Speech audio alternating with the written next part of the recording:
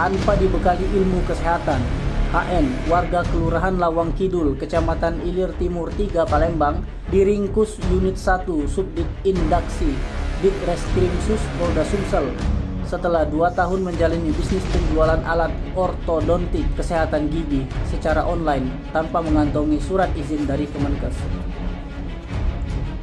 Direktur Reskrimum Polda Sumsel, Kombes Pol M. Barli Ramadan menjelaskan, kasus itu terungkap setelah anggotanya melakukan undercover buy.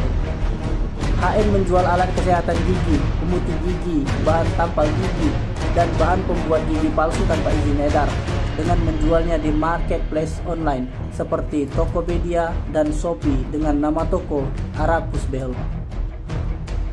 Menurutnya, pelaku telah melanggar pasal 196 JO, pasal 96 ayat 2 dan 3 Undang-Undang RI nomor 36 tahun 2009 tentang kesehatan dan atau pasal 197 JO, pasal 106 ayat 1 dan 2 Undang-Undang RI nomor 36 tahun 2009 sebagaimana diubah pasal 60 angka 10 JO, pasal 60 angka keempat Undang-Undang RI nomor 11 tahun 2020 tentang Cipta Kerja.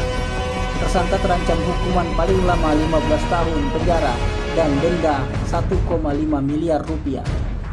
Sementara itu, menurut Kasubdit Indaksi AKBP Hadi Saifuddin, penangkapan tersangka berawal dari pemesanan secara online.